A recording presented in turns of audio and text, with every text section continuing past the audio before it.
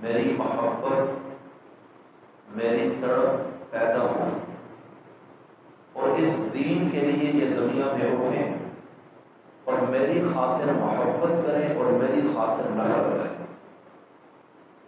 گویا کہ ان کا معیار اور پیمانہ میں بن جاؤں۔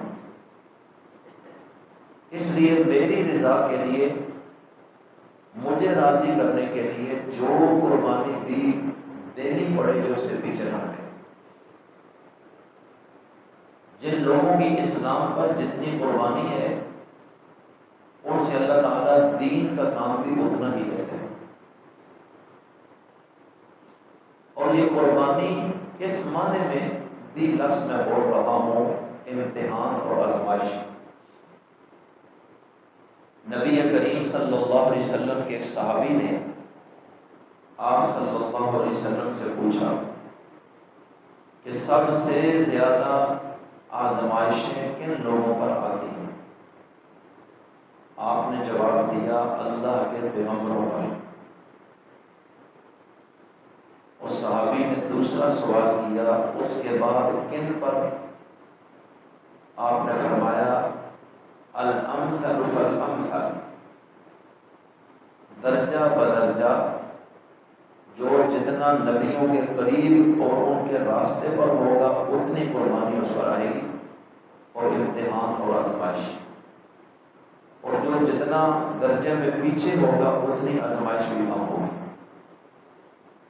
تو گویا کہ نبی سب سے زیادہ اللہ کے قریب ہوتا ہے تو سب سے زیادہ آزمائشیں بھی انہیں پر آئیں۔ قرآن کریم ان قربانیوں کو اور آزمائشوں کو ایک آیت میں اس طرح بیان کر رہا ہے، ام حسبتم ان تدخلوا الجنة ولما يأتكم مثل الذين خلوا من قبلكم، کیا تم نے یہ سمجھ لیا ہے کہ تم جنت میں چلے جاؤ گے؟ حالانکہ ابھی تک تم پر وہ آزمائشیں نہیں آئیں جو ان لوگوں پر آئی تھی جو تم سے پہلے اس دنیا سے گزرے۔ مستهم البأساء والضراء، مالی اور جسمانی لحاظ سے آزمائشیں ان کو پہنچی اور سخت قسم کے امتحانات پر آئے۔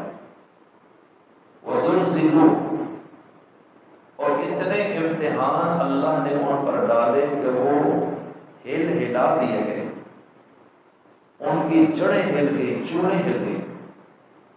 حتی یقول الرسول والذین آمنوا معہ، اتنی آزمائشیں ہم نے ان پر ڈالی کہ اس وقت کے رسول بھی بول اٹھے اور جو ان رسولوں پر ایمان لائے تھے وہ ایمان والے بھی پکار اٹھے۔ متی نصر اللہ، اللہ کی مدد کب آئے گی؟ الا ان نصر اللہ قریب، تو پھر جواب آتا تھا کہ سنو اللہ کی مدد قریب آ گئی۔ تو یہ ان لوگوں پر ان کے ایمان کی وجہ سے ابتلائیں اور آزمائشیں آئیں اور وقت کے رسولوں پر اور ایمان والوں پر زیادہ آئیں۔ تو ہم سے تو سال بعد صاحب نصاب شخص سے ایک جانور کو گرانے کا حکم ہے اللہ کے نام پہ، اور ہم سے وہ بھی نہیں ہوتا۔ جبکہ حضرت ابراہیم پر اللہ نے جو 4 امتحان ڈالے، اب آپ سنیں گے تو حیران ہوں گے کہ اللہ کو کس طرح وہ راضی کر